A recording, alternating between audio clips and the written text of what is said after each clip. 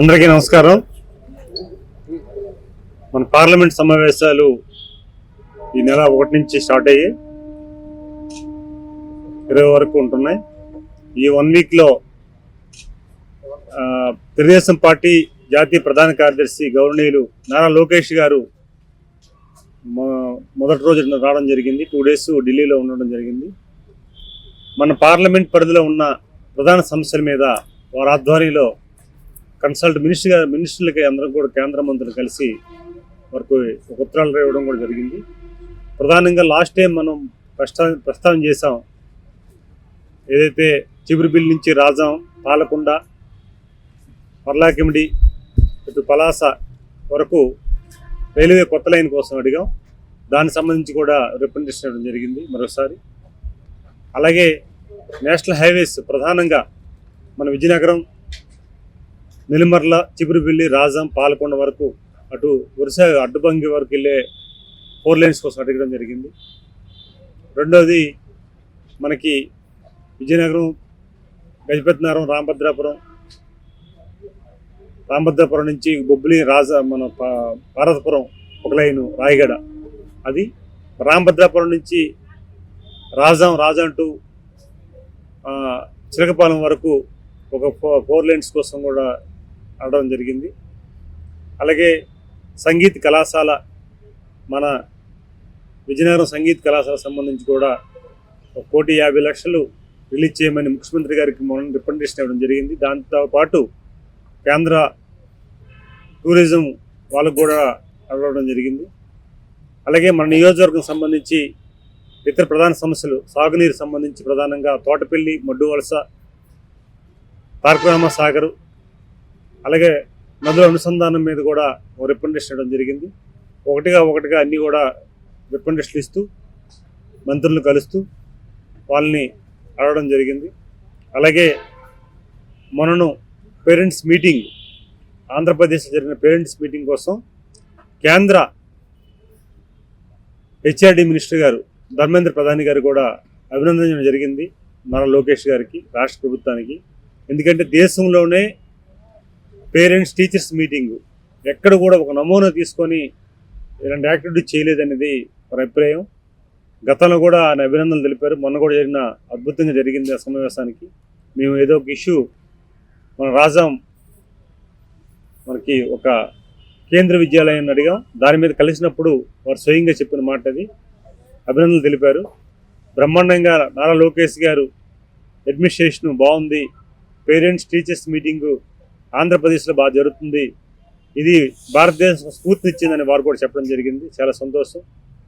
అలాగే నారా లోకేష్ గారు వారు ముఖ్యమంత్రి గారితో సహా ఢిల్లీ వచ్చి ప్రతి విషయంలో కూడా రాష్ట్రానికి సంబంధించిన అంశాల మీద కానీ, రాష్ట్రాలకు సంబంధించిన సబ్జెక్టు మీద కానీ, రాష్ట్రాలకు సంబంధించిన ప్రజలకు సంబంధించిన అభివృద్ధి విషయంలో కానీ మా ఎంపీలతో కేంద్ర మంత్రుల దగ్గర కలిసి వారు వివరించడం, ముఖ్యమంత్రి గారు ఏ రకంగా సహకరిస్తున్నారు, వీరు కూడా ఒక పరిమితి చెందిన మంత్రిగా వచ్చి అన్ని డిపార్ట్మెంట్లో కేంద్ర మంత్రులను కలడం మంచి సుపరిణామం.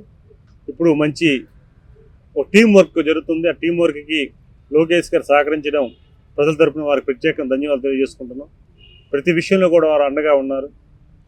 మూడోది, రాజకీయంగా జగన్మోహన్ రెడ్డి మన ప్రెస్ మీట్ మనం చూసాం.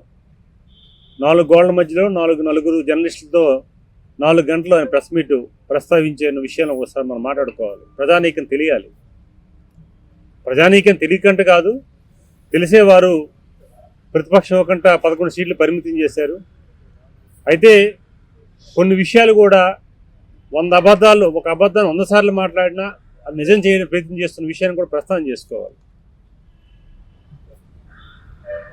నెయ్యి కల్తీ, లడ్డు కల్తీ నెయ్యిని తయారు చేసే సందర్భాలు చూస్తే అది చాలా చిన్న కేసు, అది పెద్ద కోసం మాట్లాడొద్దని చెప్పేసి ఆయన మాట్లాడాడు. నిన్న మా గౌరవ ముఖ్యమంత్రి గారు చెప్పినట్లుగా బాబాయ్ హత్య కేసుని సొంత బాబాయ్నే చంపి చిన్న విషయం అది అనే సందర్భాల నుంచి ఇది చిన్నగా కనిపిస్తుంది. అలాగే ప్రతి సందర్భంలో కూడా ఆయన మాట్లాడే తీరు మనం చూసాం. 4 గంటలు కూర్చుని ప్రెస్ మీట్ కూడా నలుగురికి ప్రజలకు ఉపయోగపడే ఒక సంస్కారమైన మాట కానీ, లేకపోతే ప్రజా ప్రయోజనంగా సంబంధించిన మాట కానీ, లేదా ప్రభుత్వానికి మంచిగా సూచించే మాట కానీ అందులో లేదు. అంత వ్యక్తిగతంగా విమర్శలు, వ్యక్తిగతమైన ఆవేశాలు, ప్రజలను మభ్యపెట్టే మాటలు, ప్రజలు ఇబ్బంది కలిగే మాటలు, బాబు గారిని వ్యక్తిగతంగా విమర్శించే విషయాలు మనం చూసాం. ఈరోజు ప్రతి నాయకుడి మీద ఒక టార్గెట్ పెట్టుకొని మాట్లాడే తీరు మనం చూస్తున్నాం.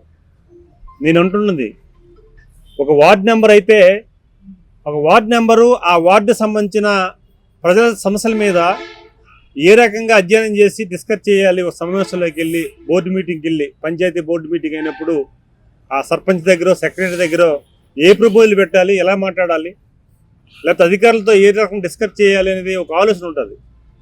5 సంవత్సరాలు ముఖ్యమంత్రి చేసి పూర్తిగా ఈ రాష్ట్ర ప్రజలు ప్రయోజనాల కోసం కానీ, లేకపోతే పార్టీకి అధ్యక్షుడనే విస్మరించి మర్చిపోయి ఆయనంతా కూడా ఒక లైన్లో వెళ్తున్న విషయం మనం చూస్తున్నాం.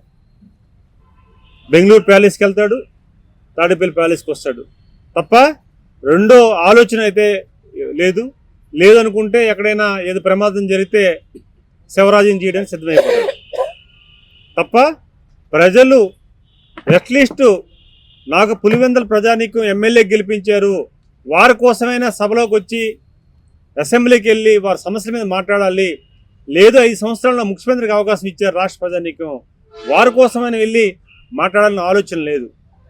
ఎప్పుడో ఆయనకి అవకాశం వస్తే బుద్ధి పుడితే ప్యాలెస్లో అక్కడ స్పెషల్ మీట్ ఎక్కుతాడు, బెంగళూరులో ప్యాలెస్కి వస్తాడు, తాడిపల్లి 4 గోడల మధ్యలో నలుగురితో మాట్లాడి, ఎంపిక చేసిన జర్నలిస్టులతో మాట్లాడి 4 విషయాలు మాట్లాడి ఆయన మూవ్ అవుతాడు. అది కూడా ఏంటంటే చూడండి, మీరు గత 16 నెలలు కానీ 18 నెలలు కానీ ప్రెస్ మీట్ ఎప్పుడైనా మీరు గమనించండి మిత్రులారా, ప్రజానీకం కూడా గమనించమని చెప్తున్నాను. ఒకటే, ఎప్పుడు కూడా చంద్రబాబు నాయుడు గారి మీద వ్యక్తిగత ఆరోపణలే, వ్యక్తిగత అసూయే.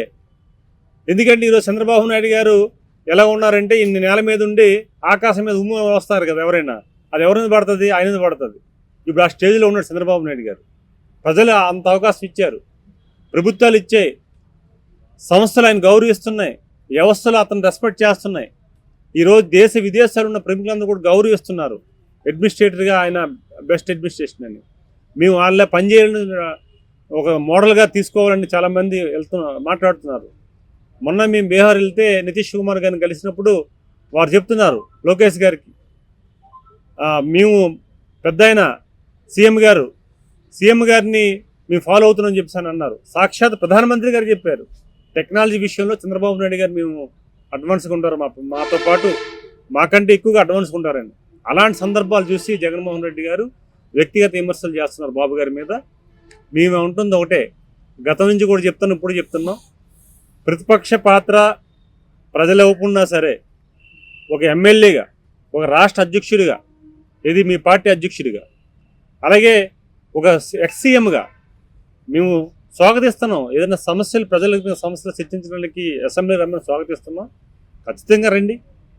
లేదు ఇంకా మీకు తీరిక లేకపోతే, చట్టసభల్లోకి వెళ్ళలేం తీరిక లేకపోతే మీ ఎమ్మెల్యేలు పంపించండి, వాళ్ళు కూడా పంపించి వాళ్ళతో మాట్లాడించండి. మీకు సంబంధించిన సమస్యలు ఏమైనా ఉంటాయి, దాని ద్వారా మీరు మాట్లాడమని మేము అడుగుతున్నాం. అయితే ఈరోజు హిట్ టీవీ యాప్, ఇందులో short news, live news, entertainment shows, movies, digital magazines తో పాటు మీ జిల్లా వార్తలను కూడా ఫ్రీగా చూడొచ్చు.